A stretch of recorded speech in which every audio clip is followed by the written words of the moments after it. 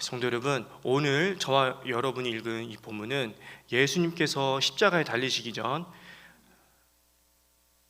하나님께 드린 기도입니다. 이 기도에서 예수님께서는 하나님과 연합한 관계를 말씀하십니다. 다시 말해 사랑으로 하나 된 관계를 말씀하십니다. 하나님께서는 본문을 통해 저와 여러분에게 하나님과 사랑으로 하나 되라 말씀하십니다.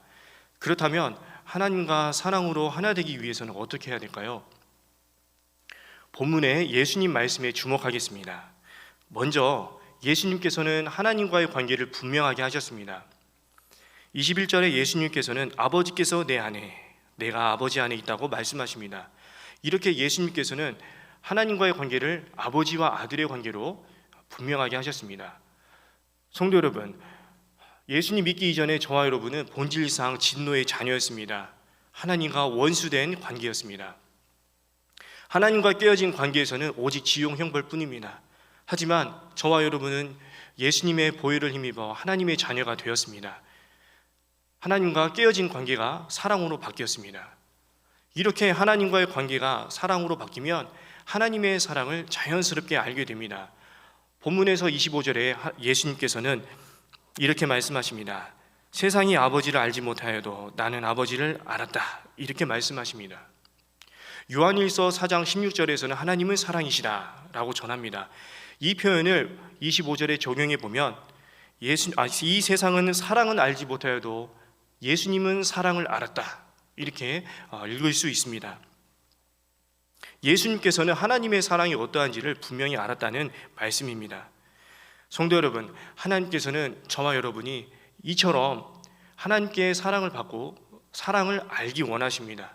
그리고 더 풍성히 알아가기 원하십니다. 이를 위해서는 하나님과의 관계를 분명하게 해야 됩니다.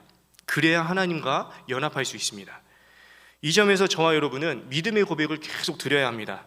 예수님을 구주로 믿는다는 이 표현은 죽을 때까지 해야 될 고백입니다. 이러한 고백으로 주님께서 베풀어 주신 이 회개의 은혜를 마음 깊이 새겨야 합니다. 그래야 하나님과 연합할 수 있습니다. 오늘날 예배 시간에 하나님의 사랑을 느끼지 못하는 분들이 있습니다. 또 일상에서는 서로 사랑하지 못하는 모습으로 사랑하는 분들이 있습니다. 이러한 모습이 나타나는 이유는 회개가 빠져있기 때문입니다. 그렇다면 저와 여러분은 어떨까요? 먼저는 정말 하나님께 진정한 회개가 있는지 살펴야 합니다. 그리고 하나님과의 관계가 사랑으로 분명히 맺어져 있는지 살펴야 합니다. 만약 그렇지 않다면 마음을 다해서 회개해야 합니다. 왜냐하면 하나님과의 관계를 맺는 열쇠가 회개이기 때문입니다. 예수님의 십자가 죽음과 부활을 마음 깊이 새겨야 합니다. 그리고 하나님의 사랑을 느끼게 해달라고 간절하게 기도해야 합니다. 그러면 성령 하나님께서 믿음을 주시고 사랑을 깨닫게 해주십니다. 한편 하나님과의 관계를 사랑으로 확신하시는 분들은 하나님의 놀라운 사랑을 경험하고 계실 겁니다. 하나님께서는 저와 여러분 모두가 예수님처럼 하나님의 사랑을 받고 분명하게 알길 원하십니다. 사랑으로 하나 되길 원하십니다. 다음으로 예수님께서는 하나님 말씀 듣기를 힘썼습니다. 오늘 본문 말씀이 바로 하나님께 드리는 기도입니다. 다른 복음서의 말씀을 살펴보면 누가복음 22장 39절에서는 이렇게 전합니다.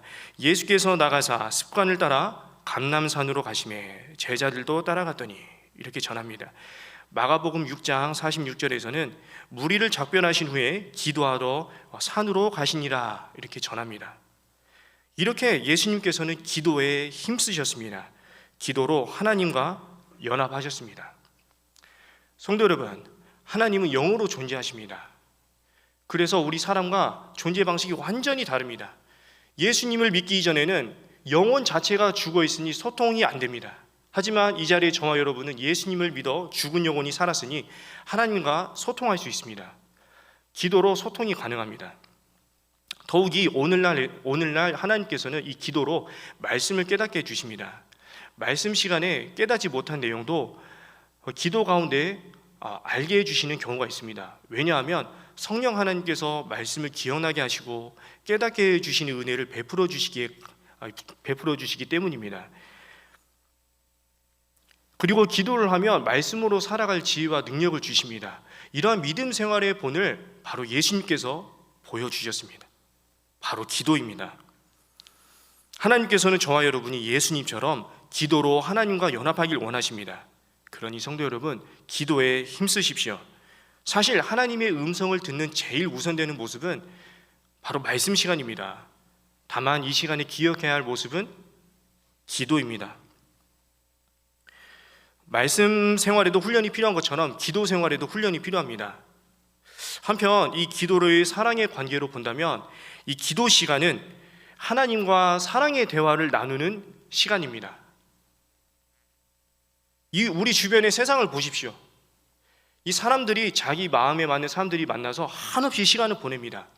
어떤 이들은 자기들의 방식대로 1차, 2차, 3차 이렇게 외치면서 한없이 시간을 보냅니다. 왜 이런 모습이 나타납니까? 이 세상 문화를 사랑하기 때문에 그렇습니다. 그렇다면 이 시간 예배하는 저와 여러분에게는 어떤 모습이 나타나야 될까요? 당연히 하나님을 사랑하는 모습입니다. 이러한 모습이 바로 기도입니다.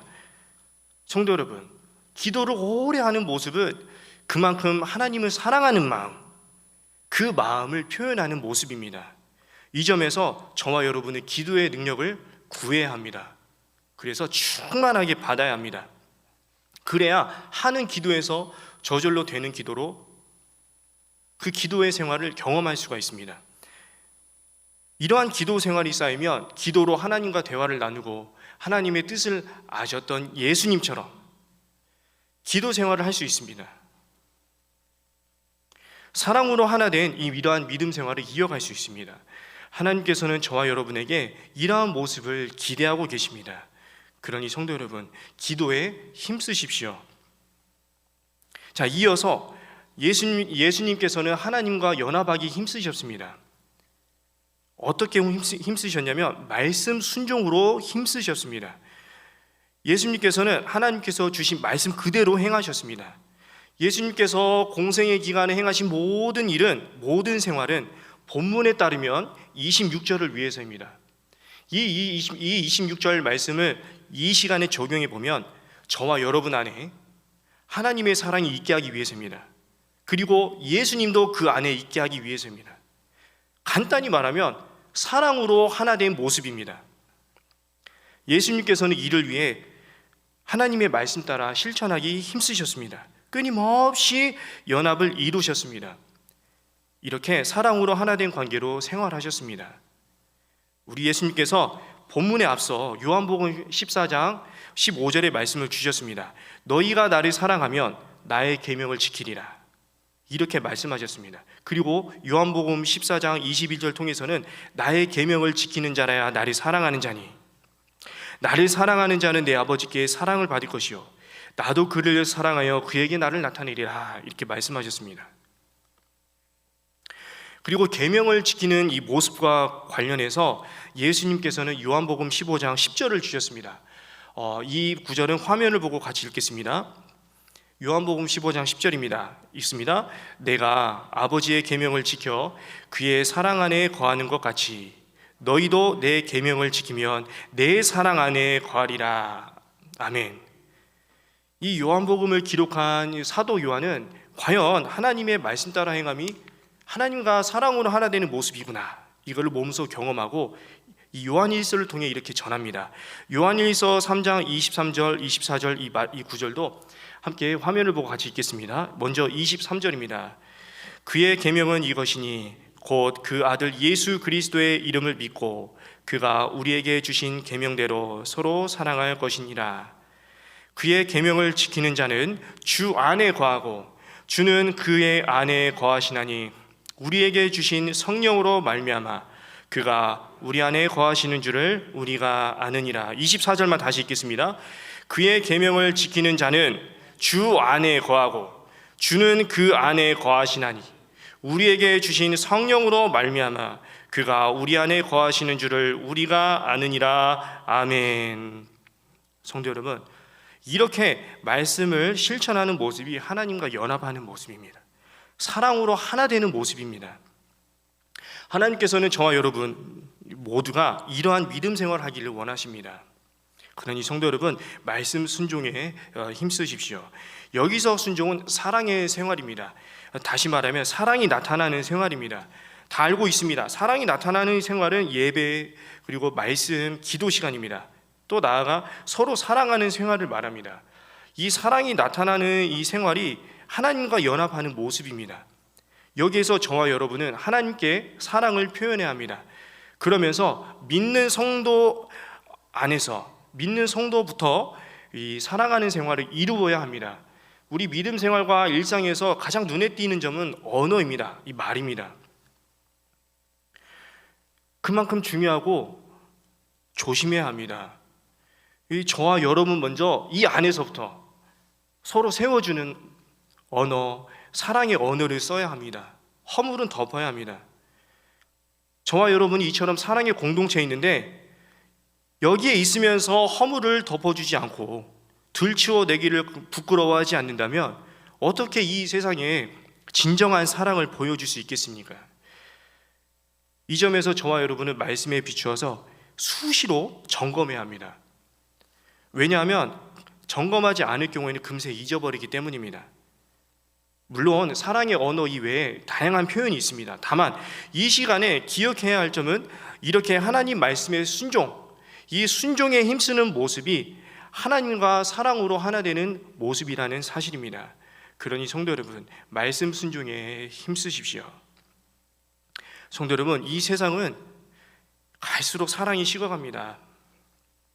이 물질이 우상이 되어서 생명을 경시합니다. 더욱이 시간이 흐를수록 해체주의로 흘러가고 있습니다. 다시 말하면 이 연합을 파괴하려는 방향으로 흐르고 있습니다. 몇 가지 예를 들어보겠습니다. 청년들 중에는 비혼이라고 말하는 사람들이 있습니다.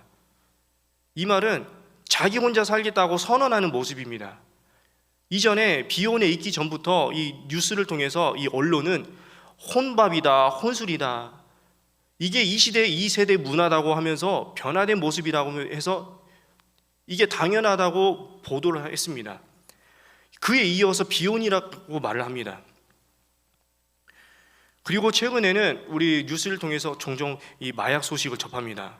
그 소식에 따르면 우리나라도 더 이상 마약 청정국이 아닙니다. 이 사탄은 마약을 통해서 개인이 당면한 이 문제를 가족과 함께 아니면 이웃과 함께 나가지 않게 하고 오히려 개인 쾌락으로 회피하게 만듭니다. 이어서는 아주 개인의 삶을 무력화시킵니다. 이렇게 연합을 파괴하려는 흐름에는 차별금지법에도 있습니다. 이 법안의 속내는 기독교 파괴가 있습니다.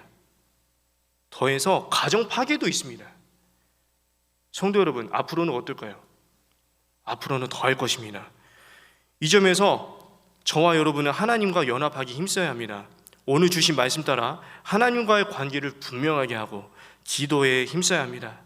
그리고 하나님 말씀 순종에 힘써야 합니다. 성도 여러분, 오늘 주신 말씀은 결코 어려운 말씀이 아닙니다. 굉장히 단순해 보입니다. 하지만 이렇게 단순해 보이는 이 모습들이 하나님과 사랑으로 하나 되는 모습입니다. 하나님은 저와 여러분을 뜨겁게 사랑하십니다. 그 하나님께서는 사랑에 반응하여서 저와 여러분이 하나님과 사랑으로 하나 되기를 원하십니다. 그러니 성도 여러분, 오늘 주신 말씀, 예수님의 기도에 담긴 의미를 기억하십시오. 하나님과 사랑으로 하나 되기를 힘쓰십시오.